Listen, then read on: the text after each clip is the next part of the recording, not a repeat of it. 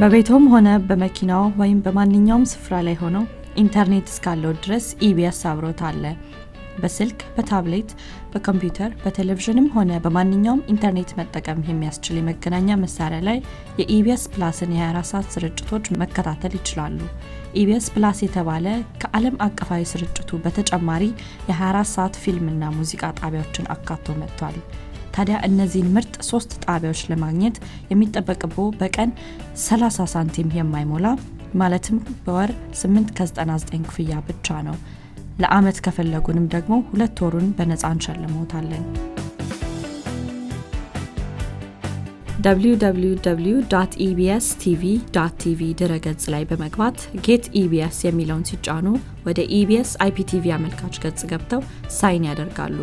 ምርጫው በስልኮ አንድሮይድ ስማርትፎን ከሆነ ጉግል ፕሌይ ስቶር ላይ ኢቢኤስ ቲቪ ብለው ይጻፉና ይፈልጉ።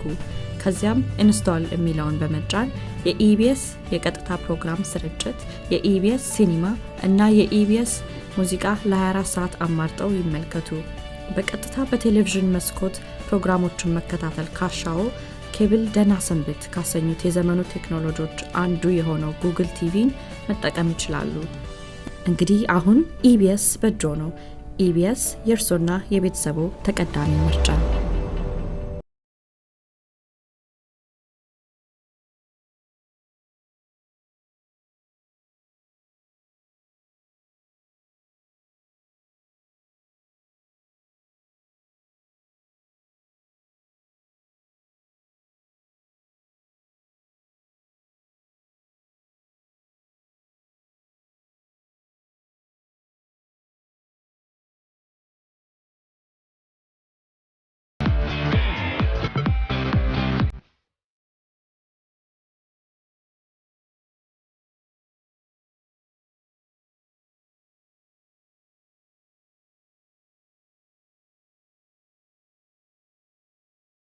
ሰላም ጤና ይስጥልኝ ተመልካቾቻችን፣ ሰለሞን ሙልጌታ ካሳ ነኝ። ሳምንታዊ ቴክቶክ ሶልመን በኢቢኤስ ተጀምሯል።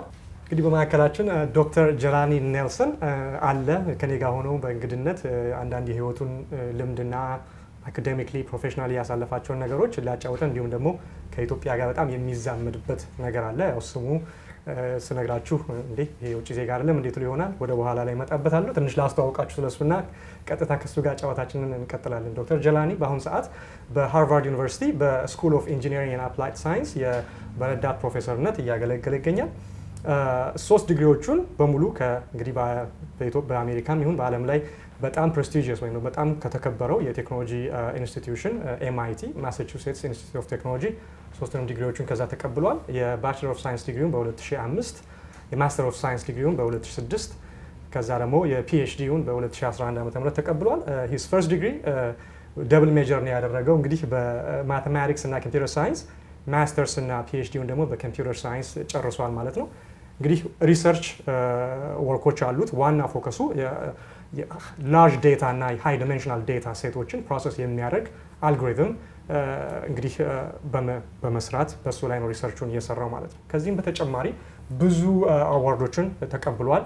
እንግዲህ ለመዘርዘር በጣም ብዙ ናቸው። የተወሰኑትን ለመቀበል ያህል ለመጠቆም ያህል ኤንኤስኤፍ ካሪየር አዋርድ የሚባል ተቀብሏል። እንዲሁም ደግሞ ጆርጅ ኤም ስፕራውልስ አዋርድ በ2011 ቤስት የሆነ ዶክተራል ቴሲስን በመስራት በዚህም አዋርድ ተቀብሏል ከኤምአይቲ።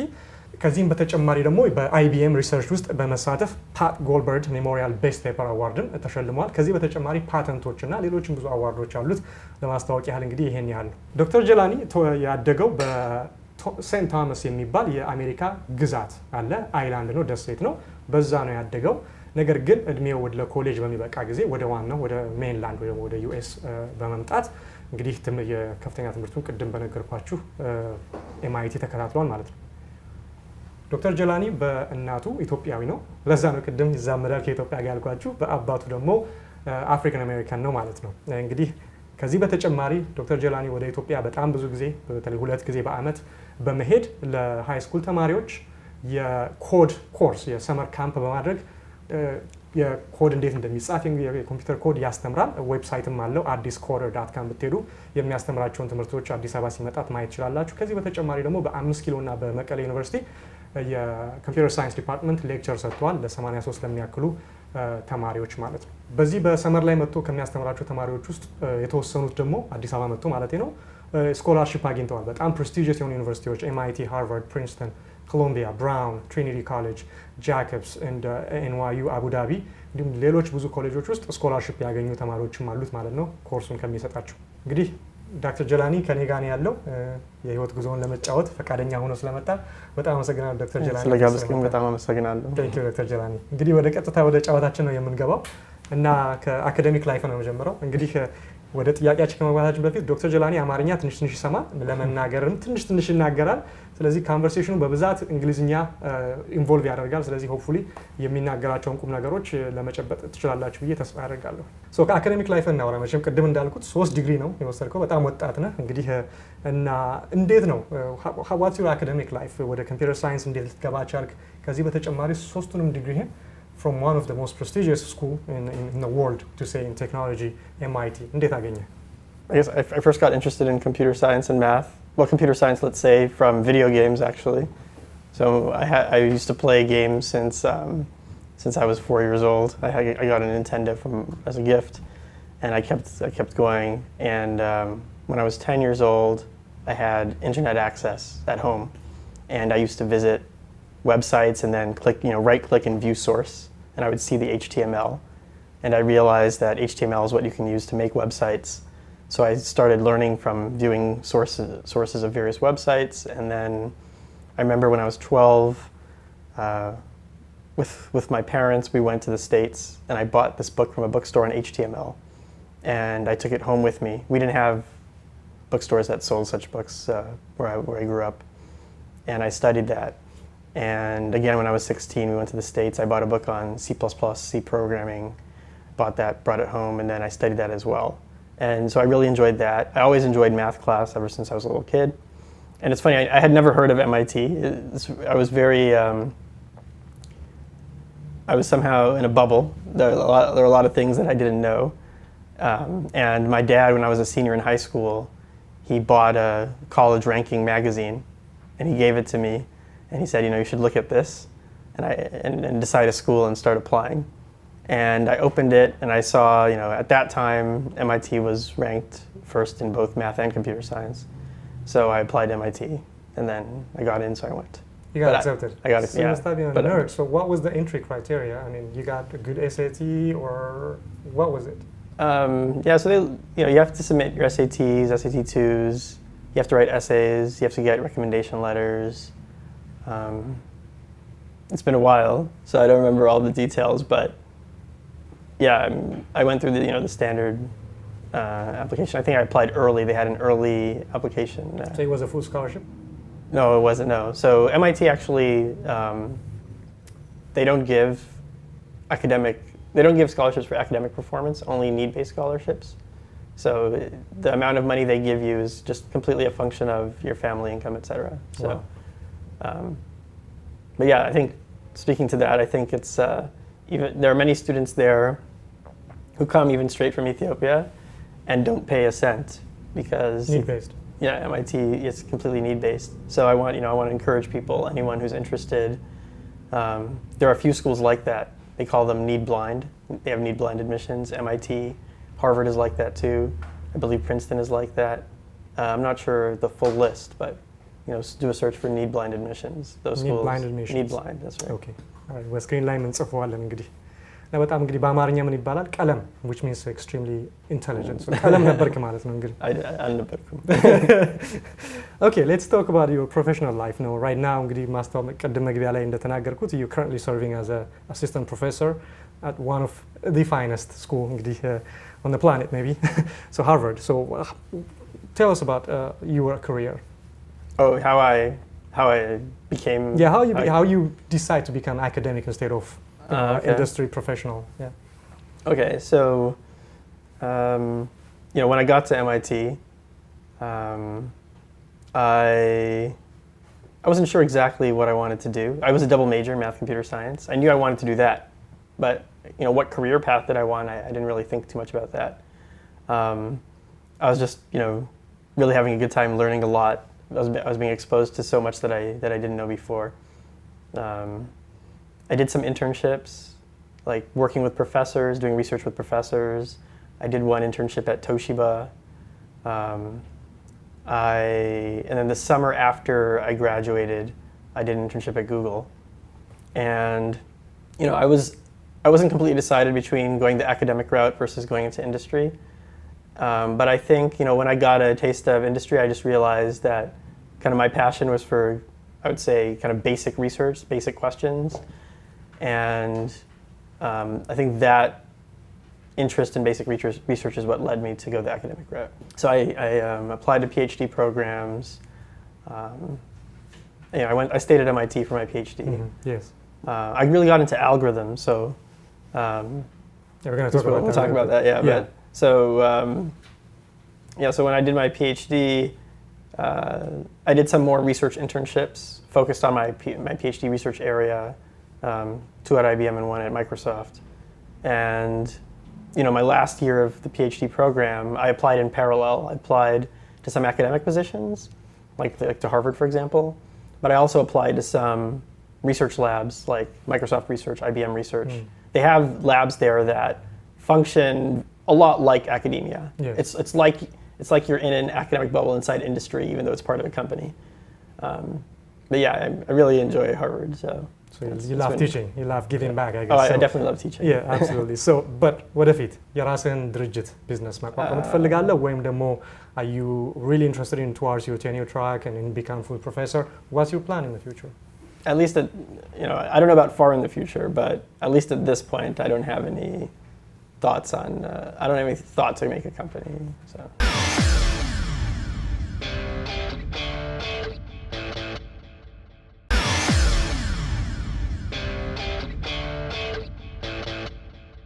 እንግዲህ ስለ ፕሮፌሽናል ላይፍህ አውርተናል። እንግዲህ በአሁኑ ሰዓት በፕሮፌሰርነት ነው የምታገለግለው።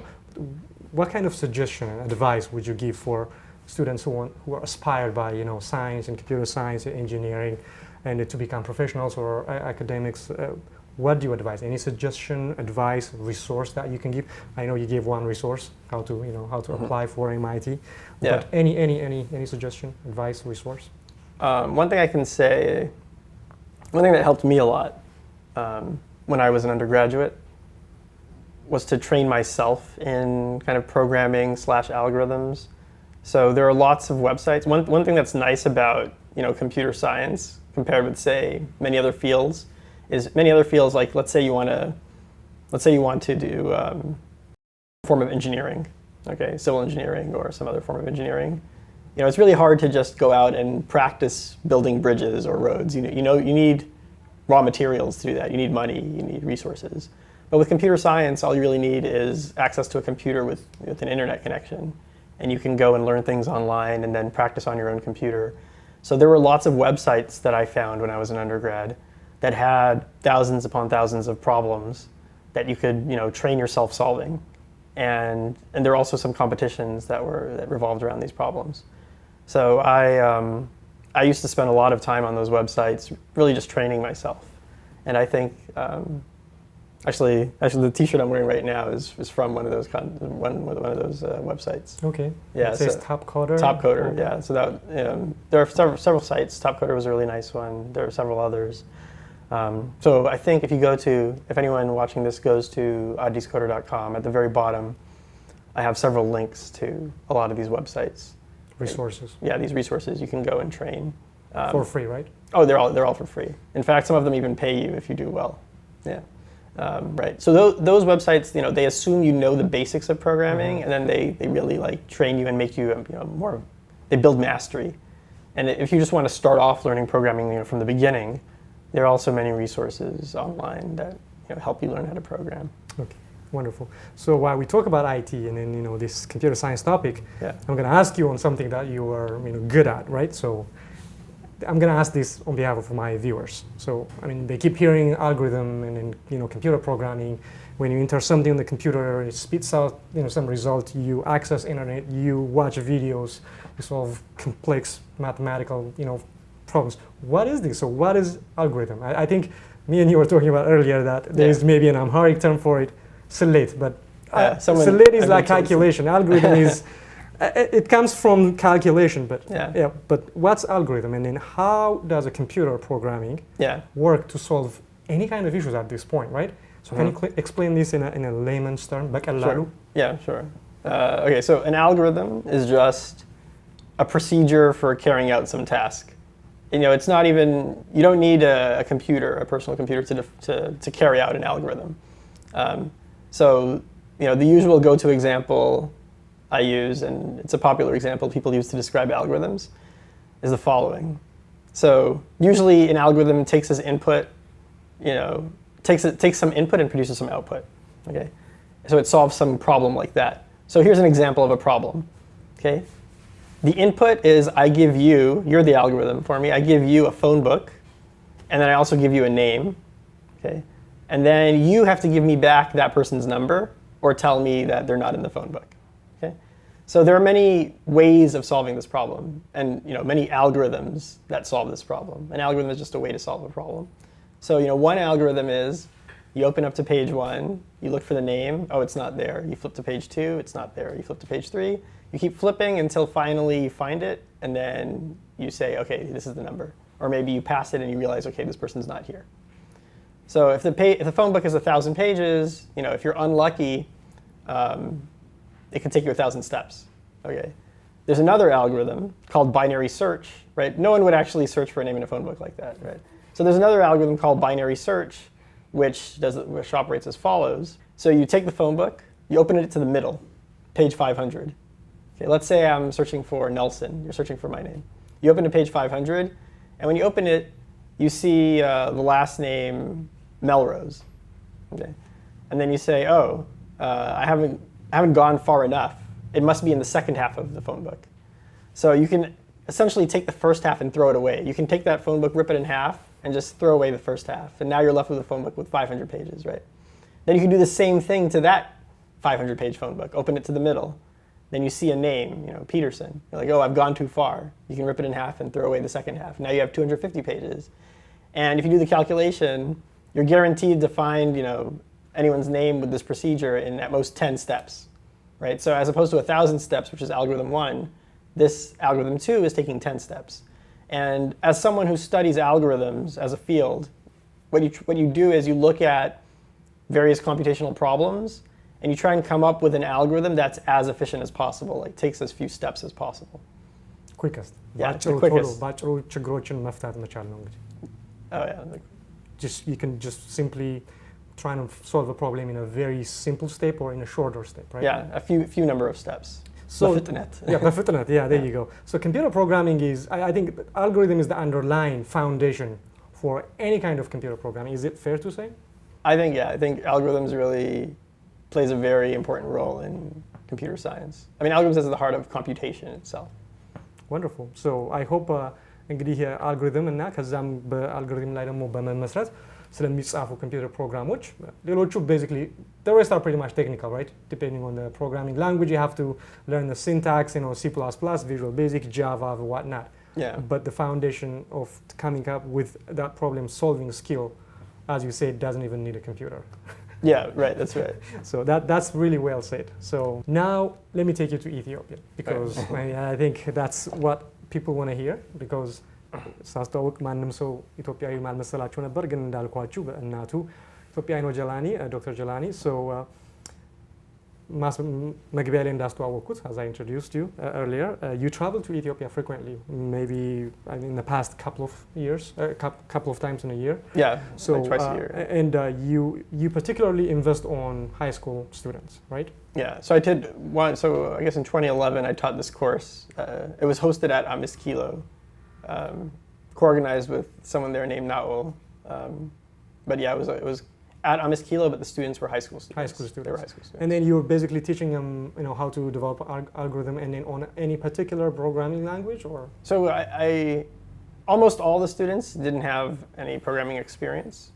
So I chose a programming language that I thought was, you know, the easiest to pick up from not having background. I chose Python in that class. Okay. It's open source too, so it can be easily, you know, found and installed, I guess, right? Yeah, that's true. It is easily installed. So how was it? Tell us about your experience, what the challenges were, how Yeah. the students received your teaching, your courses, and in how they improved themselves in the field of computer science. Right, so I guess it was my last semester of PhD when I was thinking of teaching this class. I was going to have a full summer break between the end of PhD and the beginning of my of working. So I thought I wanted to go visit Ethiopia, and I decided to. And then kind of a couple weeks later, I said, if I'm going to be in Ethiopia for such a long time, I was there for 6 weeks, let me think of something to do while I'm there. Was that your first time? It was not my first time. Okay. No, it was not my first time, but it was the first time I was there for such a long time. Okay. Yeah. So I was thinking, let me think of, what are the things I can do while I'm there? So I started brainstorming. Eventually I came to this, maybe teach a high school class. And I was very lucky that various people were willing to help me in doing this. So I mentioned Naol helped me organize things because he was at M.Sc. He was lecturing. He was also doing his master's at the time. I cold called, I think, Shaggar FM and Afro FM. They both were willing to, advertise the course for free, to get the word out. And I think Naol even went on Afro FM and did an interview to get the word out. And also, just through various connections, a friend of mine, Kale Bayalo, his relative was like a kind of a college recruiter who was there and who had lots of connections to high school, so she helped me advertise it too. Wonderful. And I had this website. So yeah, actually getting the word out, because I was in Boston, right? I was not in Ethiopia. Getting the word out was the hardest part, definitely, because I'd never done something like this before. I had no connections. I was essentially just hoping to run into people who could help me make it happen. And yeah, luckily it worked out. How was the turnout? So, they gave me a room, M.Sc. at first, they gave me a room that held 50 students. But then the number of students who signed up it was probably close to 200 or something like that, who signed up online. Yeah. And then in addition to that, another friend of mine, his cousin, my friend's cousin is a lecturer at Addis Ababa University in Lidata. Okay. And through some connections of his, he found like another group of 150 to 200 students who were interested. But at that point, I told him like, overflow. Yeah, it's just I don't have any room anymore. So you received all the 350? So I told him that I didn't have room for those students. Unfortunately, I wish I could take everybody. It's just I just had hard the size of the room. So the day one, of everyone who signed up online, some people signed up online but didn't actually come. So the number of people who actually came was probably 120 or so the first day, or somewhere in the low hundreds, 100 something. And then they gave me a bigger room just day one because they couldn't fit. And then even in the bigger room, people were standing in the back. And then, finally at the end, I started taking attendance. Finally at the end, the number of people who stayed the whole time, because it was a 4-week class, and it met every single day, 5 days a week. 5 days for 4 5 days weeks. a week for 4 weeks, 2.5 hours a day. That's intense. Yeah, so, some people, I guess, it was like too big of a time commitment. So it narrowed down eventually to 83. 83 people committed students. Stayed, committed students. How was it? So what did they get from that? And then what was the next step for them? So the next step, so they're all high school students. There might have been, I think there was one 8th grader, in fact, too, but mostly high school students. So I introduced them to programming, to Python, and then also started teaching algorithms. I really only taught Python because I wanted them to know what programming was before I taught algorithms. Yes. And the way the class was structured, each day, 1 hour would be me lecturing at the blackboard. And then for an hour and a half after that, I would have them in the computer lab solving problems. So I made a bunch of exercises for them, and they would have to code things up and watch their code run on for that problem. And I was very happy, very grateful that M.Sc. was willing to provide these facilities. They were very nice computers. I think they gave us, in fact, there's like the usual computer lab that the students use, the college students use, but then there's like the faculty computer lab with like the brand new computers, high performing ones. Yeah, so and they let us use those computers. That's amazing. I was really happy. በዚህ አጋጣሚ አምስት ኪሎ ዩኒቨርሲቲን በተመልካቾች ስም ልናመሰግን እፈልጋለሁ። በጣም ደስ የሚል ነገር ነው። All right, go on. Yeah. Very thankful.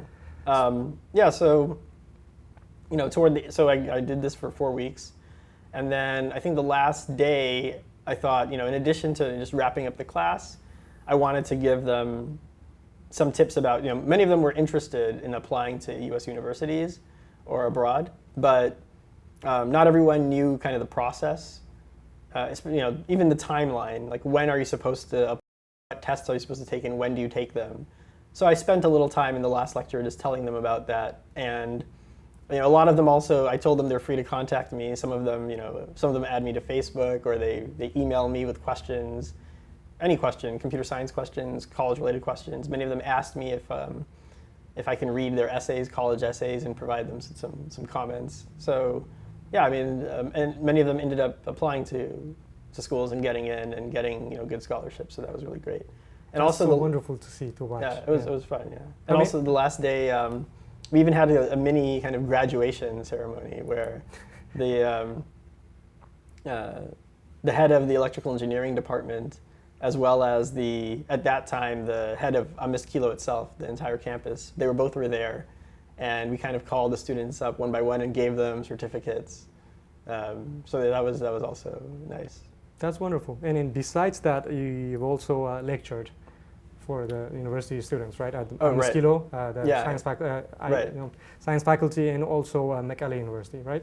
So McAllen University. So it's this school, McAllen Institute of Technology, which I think now is part of. It started off at kind of its own independent institution, now and now it's I think body. A part of McAllen University. Okay, what level was So that was not a class. That was just like a lecture that just I gave, a lecture in a a research hall. lecture in a hall. Yeah. Okay. How did it go? How was it? How was your experience? It was great.